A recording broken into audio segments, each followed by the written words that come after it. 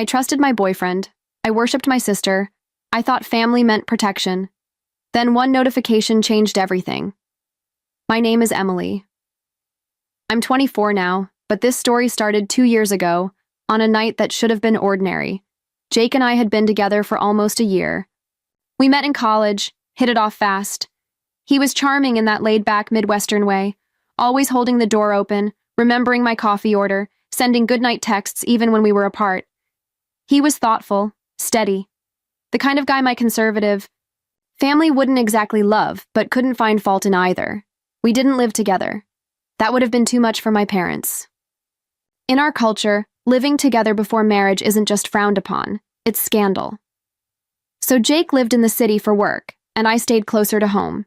We met on weekends. It worked. Or, I thought it did. That weekend started like every other. Takeout Thai. Movie on the couch. Jake fell asleep halfway through the film like he always did. The next morning, I was brushing my teeth in his bathroom while he took a shower. His phone buzzed on the nightstand. Once. Then again. Then again. At first, I ignored it. I'm not the snooping type. If you're in a relationship where you feel the need to check someone's phone, you shouldn't be in it. That's what I believed. But something about that moment, it wasn't just instinct. It was this cold pull in my gut. I picked up the phone. The lock screen showed a message. Grace. Last night was dangerous, but worth it. I froze. Grace. My little sister. My inseparable sister. The same Grace who used to braid my hair before school. The same Grace who'd said she adored Jake and always called him brother-in-law as a joke. I opened the messages. My hands went numb. What I found wasn't a one-time slip-up. It was months of late-night flirting, selfies, plans to meet when she's out of town. Talk about secrets, jokes I didn't understand because they weren't meant for me. There were no filters, no shame, just texts that stabbed one by one. I scrolled up, down, everywhere, trying to make it make sense, trying to find the point where it all started, when she crossed the line, when he let her. My ears were ringing. The sound of the shower running in the next room felt like it was coming from underwater. I didn't scream. I didn't cry. I took screenshots. Every single one. Then I put the phone down, picked up my bag, and walked out. He was still in the shower. No note, no confrontation, no chance to lie to my face. I got in my car and drove with both windows down even though it was raining. My fingers wouldn't stop, shaking. My brain kept replaying her name on that screen. Grace, my sister. That night, I didn't sleep. I stared at the ceiling until 4 a.m. Then I opened our friend group chat and dropped the screenshots, every one of them, and after that I blocked Jake's number. I didn't answer his calls, I didn't read his texts, I didn't give him the, closure he didn't deserve. But what haunted me wasn't him. It was her, because Jake was just a guy I loved. But Grace was blood, and betrayal from blood cuts deeper. I flew home the next morning. No warning, no explanation. I packed a bag, got in my car, and drove to the airport like I was escaping a fire. Because that's exactly what it felt like the walls of my life had collapsed overnight, and I was choking on the smoke. I didn't even know what I was going to say. All I knew was that I had to see Grace's face. I had to look her in the eye and ask why. Not for closure, I wasn't that naive, but because I needed to hear it from her. I needed to see if she'd flinch. When I walked into my parents' house, everything looked the same. The same cream walls, the same scent of lemon cleaner and dried roses. Grace was sitting at the kitchen table like nothing had happened, scrolling through her phone with a bag of chips next to her. Calm, casual, like she hadn't just detonated my world. I didn't say a word. I took the printed screenshots out of my purse. Yes, I printed them, because I wanted them to see this with their own eyes, and I dropped them onto the table in front of her. Mom turned from the sink. Dad looked up from his laptop. The room fell silent. Grace glanced down, scanned the pages, then looked up at me with this flat, empty stare, and she said, "Yeah, I did it. So what?" I didn't breathe. I couldn't. Mom gasped. Then, Crack, her hand flew across Grace's face so fast I almost didn't register it. I had never seen my mother hit anyone. Not even when we were kids and pushed every limit. Grace just blinked, like it barely hurt. Like it wasn't even real. Dad stood up so fast his chair fell backward. His voice was louder than I'd ever heard it. "You pack your things. You're out of this house by the end of the week." For a moment, I felt something like relief. Like maybe, just maybe, I wasn't crazy. Maybe they saw it too. Maybe for once, Grace wasn't going to be protected from the consequences, but I should have known better.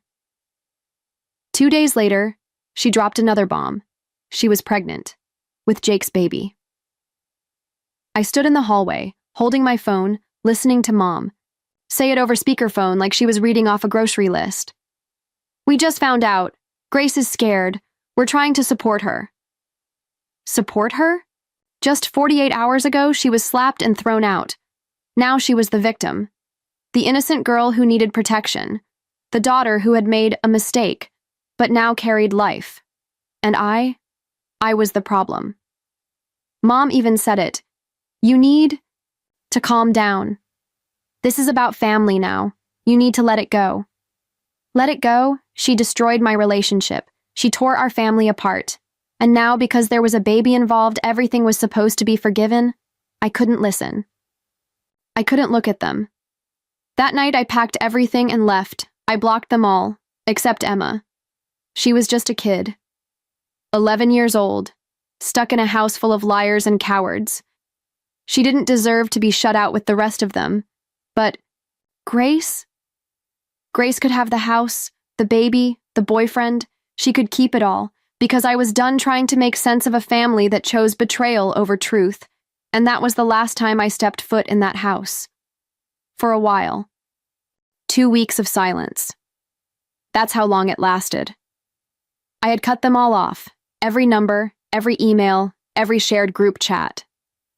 My phone felt lighter without them, my mind a little quieter. I was still shattered, yes, but at least I was alone with the truth, not the lies. Then one morning, my phone buzzed with a number I didn't recognize. It was a text. "Emily, we'd really love for you to come. It's a family event, after all." Attached was a photo of an ivory envelope. Inside, a wedding invitation. Grace and Jake. Grace. And Jake getting married. My mother had gotten a new number, just so she could send me that.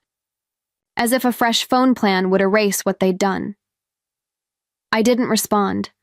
I stared at the message for a long time, heart pounding, throat tight, and finally just laughed. It wasn't even bitter, it was hollow. Because by now I understood.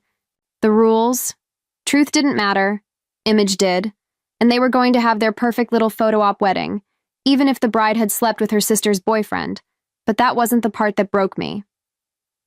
A few days later, my cousin Amy called me. She was one of the few people who believed me from the start. She sounded hesitant, but her words cut anyway. "They're telling people you abandoned the family." I blinked. "They said you didn't want to be part of the wedding. That you left because you were jealous. And that you're unstable. Unstable." The word echoed. My own parents. My sister. Rewriting everything, turning my silence into their narrative. Grace was now the brave daughter trying to heal the family. I was the bitter spinster who couldn't handle being left behind. That weekend, my cousin sent me photos from the bridal shower, white roses, gold chairs, a custom cake that said, "A new beginning." Mom was smiling next to Grace, hand on her pregnant belly. Jake had his arm around her like he hadn't betrayed me less than 3 months ago, and not once. Not once did anyone mention me. I wasn't just excluded, I was erased, but the cruelty didn't stop there. Amy told me Mom had been making comments at church, subtle ones, meant to sting. Things like, "We worry about Emily, she's still single. Still not settled. And now her younger sister's already having a baby." As if being unmarried was my real crime, as if my worth came down to when I wore a white dress, and how soon I produced grandchildren. That night, I sat in the dark and scrolled through old photos on my phone.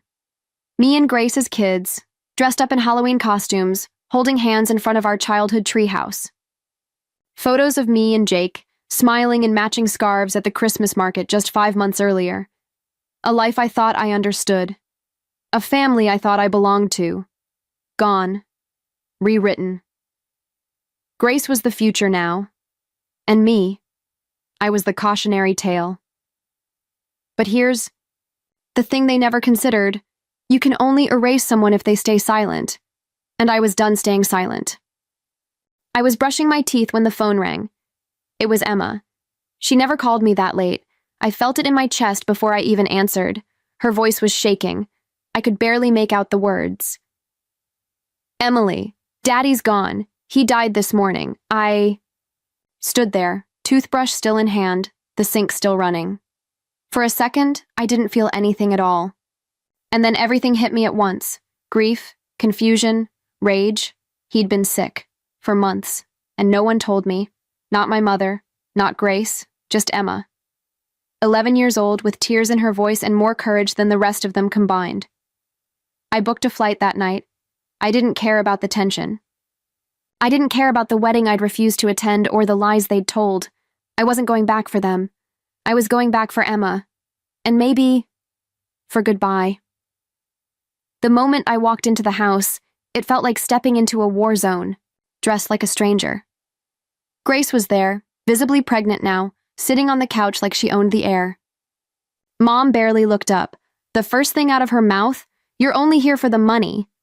Not hello, not how have you been, not even he asked for you. Just that. Grace chimed in too, hand on her stomach like some kind of protective shield. "We all had to pick up the pieces after you left, but I guess now that there's something to gain, you're back." I didn't say a word. I didn't owe them my voice. The funeral was quiet, hollow. No one cried except Emma and me. And honestly, I'm not even sure what I was mourning.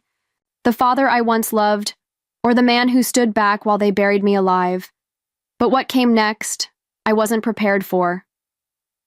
The will was read the following afternoon in the lawyer's office downtown.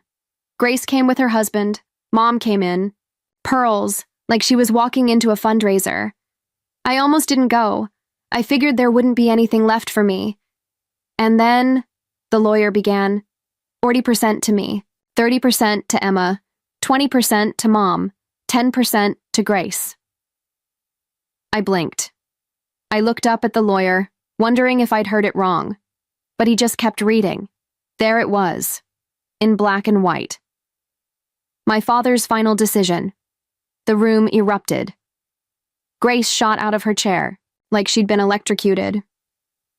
Her husband started yelling before she did. "Are you kidding me? She abandoned this family. She doesn't even speak to him." Mom didn't speak. She just sat there, lips pressed together like she'd swallowed. Something bitter, but Grace. She looked at me like she could claw the money out of my hands. "You don't deserve it. I'm having a baby. I need this more than you. Give it up. Or I swear..." I stood. Not to argue, not to defend myself, but because I suddenly understood. My father's silence during his life had been cowardice. But this was the loudest thing he'd ever done. He knew what they were, what they did, and he gave me something they couldn't twist, couldn't steal, not unless I let them, and I wouldn't. Not now, not ever again. I should have felt triumphant after the will. I didn't. All I felt was watched. The moment I walked out of that lawyer's office, Grace and her husband started calling, messaging, demanding, threatening. At first, it was predictable. "Give up your share, Emily. You don't deserve a dime. This family isn't yours anymore." I didn't answer, so they changed tactics. 3 days later, all 4 of my tires were slashed outside my hotel. I didn't even realize until the valet came running after me, panic in his voice. I stood there in the parking lot, staring at the shredded rubber, my hands going cold. My name wasn't on any of the threats. No note, no call. But I knew. It was them. I filed a police report, quietly, just in case. Then the texts started again, this time from unknown numbers. Greedy little witch. He's rolling in his grave. Watch your back. That night, I barely slept. Every sound in the hallway made my heart race. I double-locked the door, pushed a chair under the handle. I knew it was irrational, but fear isn't always logical. Sometimes it's primal. 2 days later, I was coming back from dinner with Emma, who'd started staying with me when things got tense at home, when I saw him. A man, standing in the lobby, pretending to look at his phone. I'd never seen him before. But the second our eyes met, I knew. He wasn't there for the view. He was there for me. We walked past like nothing was wrong. Emma clutched my hand tighter than usual. When we got into the elevator, I asked her quietly, "Did you see that guy?" She nodded. "He was staring at you." I reported it to the front desk.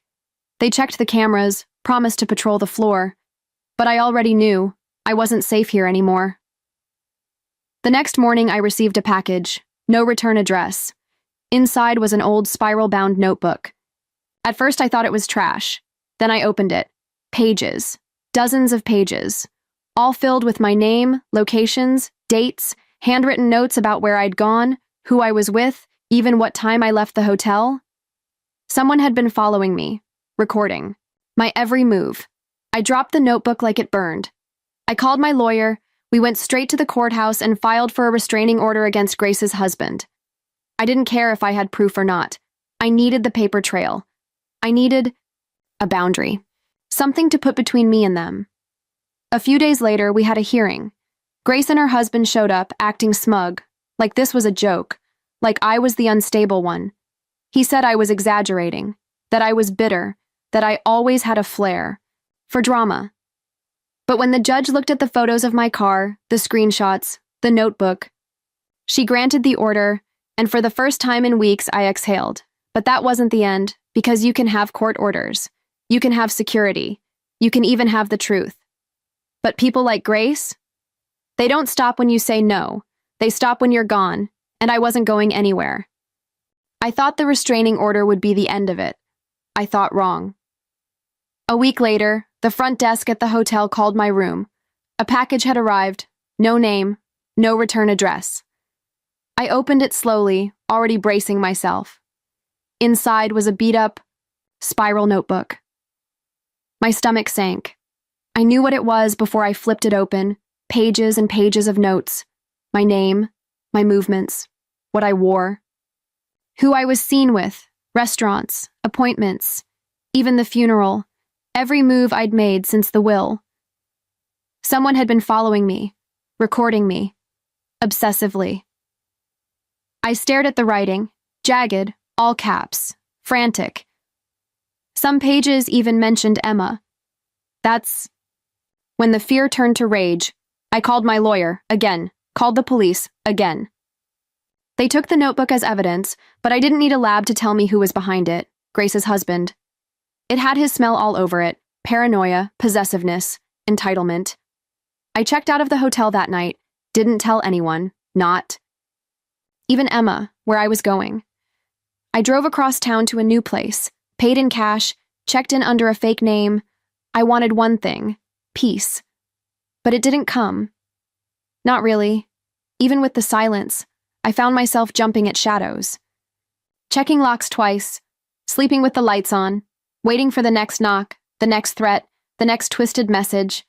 And then one morning my lawyer called. He said, "There's something else. Something your father left for you. A letter, by..."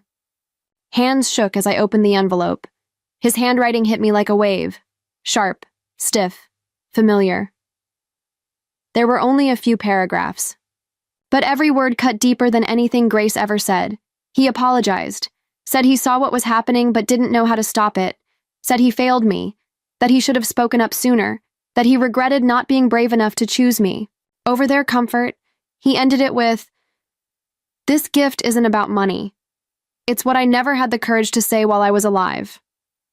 I see you. And I'm sorry." I didn't cry.